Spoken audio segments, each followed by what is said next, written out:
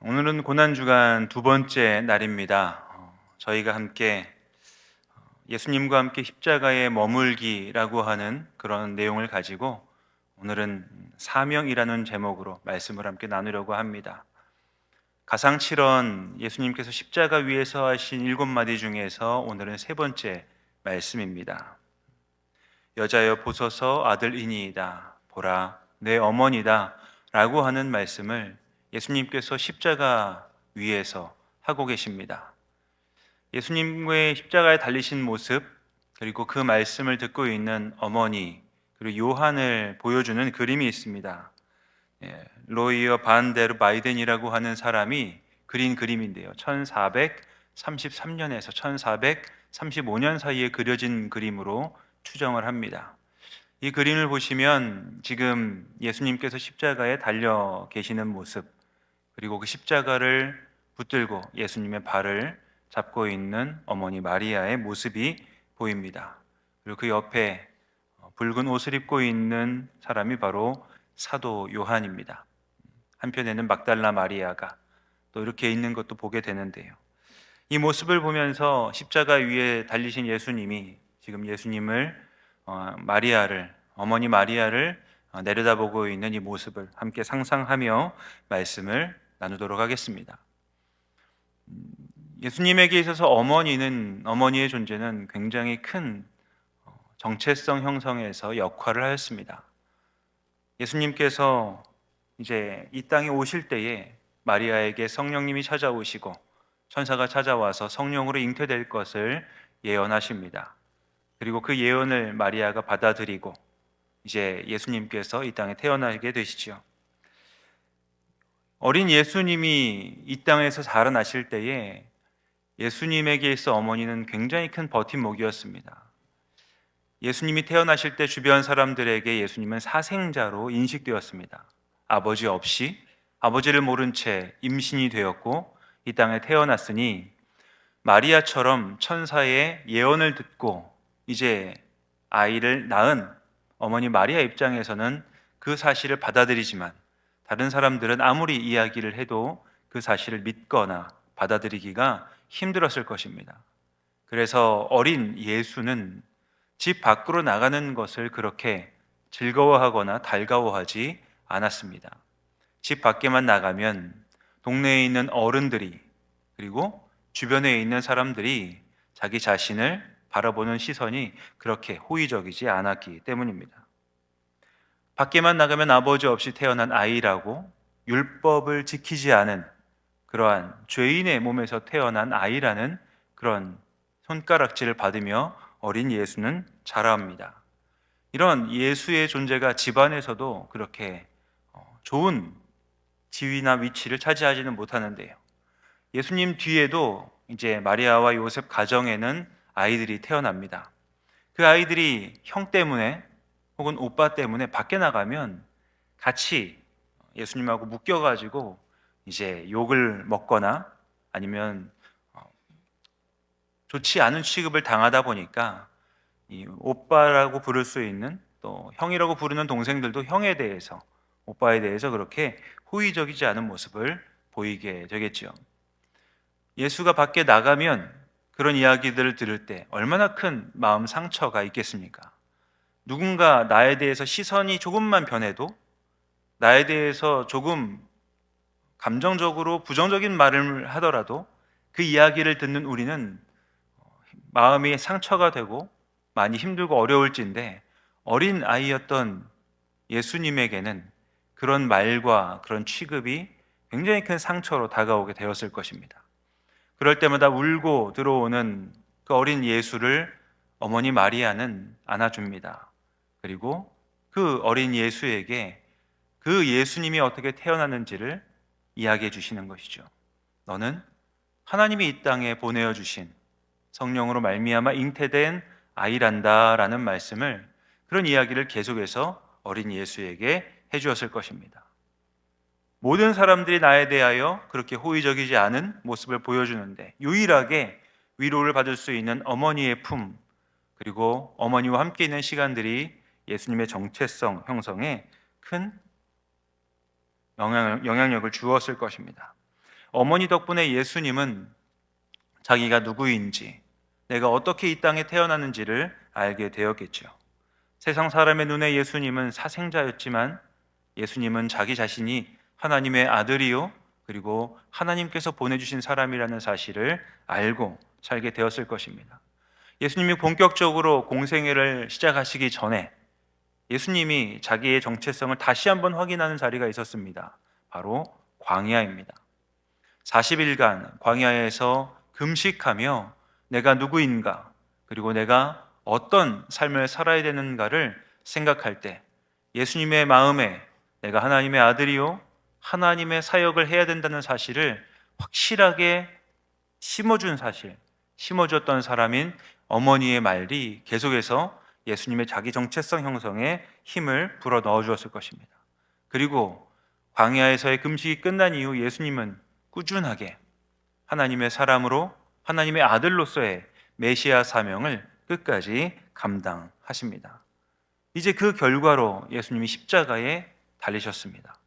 십자가에 달려서 극심한 고통 가운데 밑에서 자기를 쳐다보고 있는, 자기를 바라보고 있는 어머니를, 그리고 사랑하는 제자인 요한을 예수님은 바라보십니다. 그리고 그 어머니의 모습이 눈에 들어오자 예수님은 십자가에서 하셨던 7마디 중에 한 마디를 떼어서 어머니에게 말씀을 하시는 거죠. 오늘 본문 요한복음 19장 26절 말씀 함께 읽겠습니다.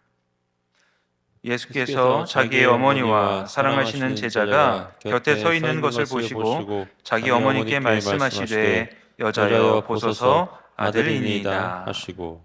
아멘. 태어날 때부터 지금까지 십자가에 지기까지 예수님에게 마리아는 가장 큰 버팀목이었고 가장 큰 후원자였습니다. 이제 자기가 십자가에서 죽고 나면 홀로 남게 될 어머니, 그 어머니의 모습을 바라보면서 예수님은 사랑하는 제자인 요한에게 어머니를 의탁합니다. 자기가 예수님으로 메시아로 살아가는 데 있어 가장 큰 역할을 했던 어머니, 그 어머니의 존재를 그냥 둘 수 없어서 예수님은 제자에게 어머니를 맡기는 것이죠. 이제 우리의 시선을 예수님의 어머니를 봉양해야 되는 사도 요한에게 돌려보겠습니다. 요한의 입장에서 보면 자기는 예수님을 따랐던 사람입니다.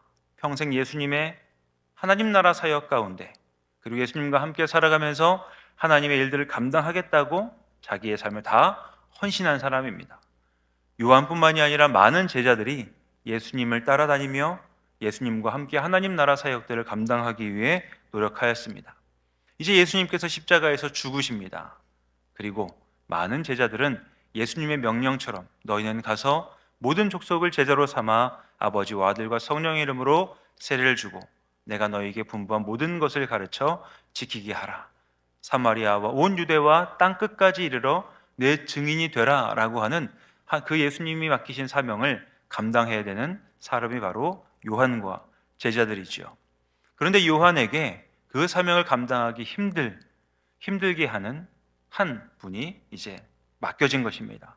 예수님의 어머니가 요한에게 맡겨지셨죠. 이제 요한은 예수님의 어머니를 봉양해야 됩니다. 요한의 매일매일의 삶이 예수님이 말씀하셨던 하나님 나라의 위대한 사역들을 하기보다는 어머니를 돌보는, 새로 맡게 된 어머니를 돌보는 일들을 할 수밖에 없게 되는 것입니다. 이런 요한의 일상이 어떠했을까요? 예수님이 십자가에서 죽으신 이후에 이제 제자들에게 맡겼던 사명을 다른 제자들은 온전히 감당합니다. 어떤 제자들은 먼 타국까지 가서 십자가에 달려 죽기도 하고, 어떤 제자는 장렬하게 순교하는 이야기들이 계속해서 사도 요한에게 들려오겠죠. 그런데 사도 요한의 일상은 그렇게 다른 사람들이 보기에 도전을 받을 만한 일상은 아니었습니다. 매일 일어나서 예수님의 어머니 마리아를 봉양하고 예수님이 어머니가 드셔야 되는 음식들을 준비하고 그리고 예수님의 어머니의 건강을 살피는 이러한 소소한 일상들을 살아갈 수밖에 없었습니다. 그런데 문제는 이 사도 요한이 제자들 가운데 가장 어린 사람 축에 들었다라는 것입니다. 가장 어린 사람이 마음의 열정이 가득했었을 때 예수님의 어머니를 맡았으니 예수님의 어머니를 잘 봉양하는 것 너무 좋은 일이지만 그 마음에 지금 찾아오고 있는 그 마음에 생기는 나도 다른 제자들처럼 순교하고 싶다. 나도 다른 제자들처럼 예수님의 사역들을 잘하고 싶다라는 마음이 어찌 없었겠습니까?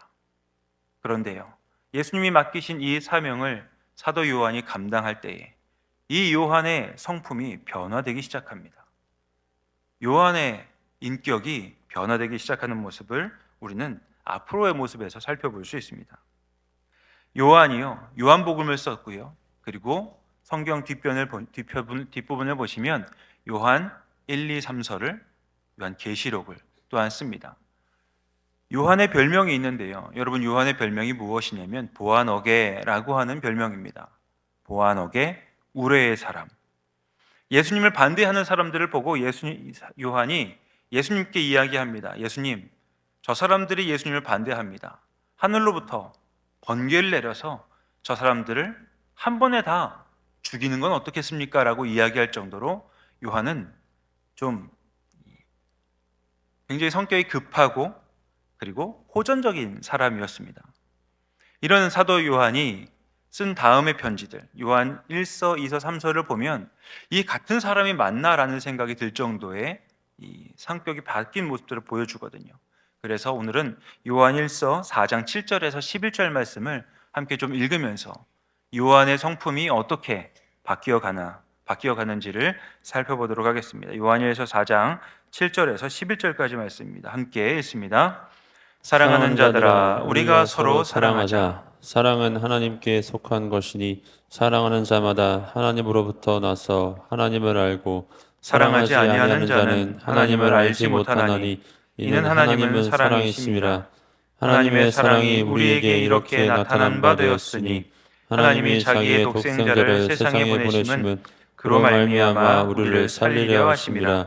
사랑은 여기 있으니 우리가 하나님을 사랑한 것이 아니요 하나님이 우리를 사랑하사 우리 죄를 속하기 위하여 화목제물로 그 아들을 보내셨음이라. 사랑하는 자들아, 하나님이 이같이 우리를 사랑하셨은즉 우리도 서로 사랑하는 것이 마땅하도다. 너무나도 호전적이었던 요한이요, 사랑을 이야기하는 사도가 되었습니다. 요한이 이렇게 사랑을 이야기하는 사도가 될 수 있었던 이유는 무엇인가? 십자가상에서 예수님께서 그에게 맡기신 사명 때문입니다. 누구도 원하지 않을 만한 사명, 20대 청년이 감당하기에는 이것보다 더 내가 만족감을 느낄 수 있을 만한 다른 일을 감당하고 싶었을 터인데 예수님의 어머니를 맡기는 사명을 감당하면서 그 시간들이 1년, 2년, 시간들이 계속해서 늘어날수록 그의 성품과 그의 인격이 바뀌어가는 것을 우리는 보게 됩니다. 요한이 가지고 있던 별명이 보아너게라고 말씀드렸죠. 다른 사람들, 우리를 반대하는 사람을 죽이는 것에 이게 주저함이 없었던 사람입니다. 그런데 이 사도 요한이요, 요한일서 3장 13절을 보면 이렇게 이야기를 합니다. 요한일서 3장 13절 말씀 함께 읽겠습니다.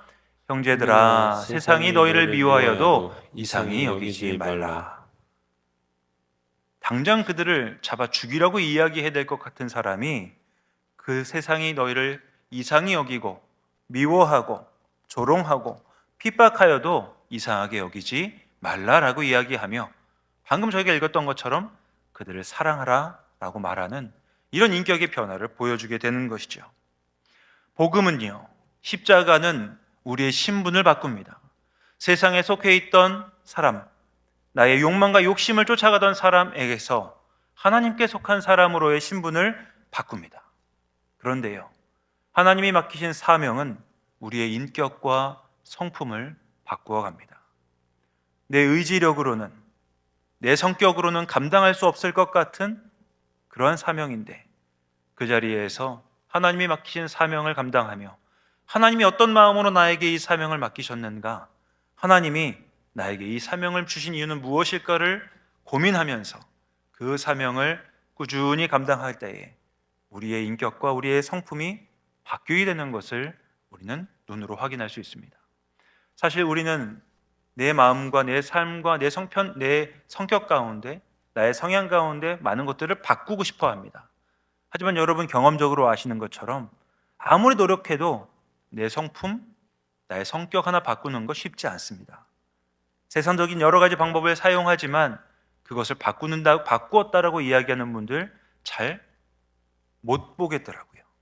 그리고 가장 가까이 있는 사람들이 우리에게 하는 말들은 사람 참 안 바뀐다라는 이야기일 것입니다. 그런데 우리는 나의 성품과 나의 인격을 바뀌게 하는 그런 모습들을 오늘 봅니다. 바로 하나님이 맡기신 사명을 우리가 그 자리에서 감당할 때인 것이죠. 하나님이 우리에게 어떤 사명을 주시는가? 십자가 앞에 머물러 우리는 기도해야 할 것입니다. 그리고 하나님이 맡기신 사명을 우리가 하나씩 감당해 갈 때에 그 사명을 통하여 하나님이 우리의 성품과 나의 인격을 바뀌어가는 것들을 우리가 보게 될 것입니다. 여러분, 말씀을 마치고 기도하실 때에 십자가 앞에서 하나님께 질문하십시오. 하나님, 저는 누구입니까? 하나님, 저에게 맡기신 사명들은 어떤 것입니까? 그 사명을 우리가 감당하기 위해서 힘들지만 어렵지만 그 사명을 감당하는 자리에서 하나님은 나를 하나님의 사람다운 성품을 가지도록 변화시켜 가실 것입니다. 하나님 앞에 머무르시는 여러분에게 하나님께서 찾아가시고 하나님의 음성을 들려주심으로 말미암아 하나님이 맡긴 사명을 감당하는 그런 모든 우리의 삶이 되게 하시기를 주님의 이름으로 간절히 기원합니다.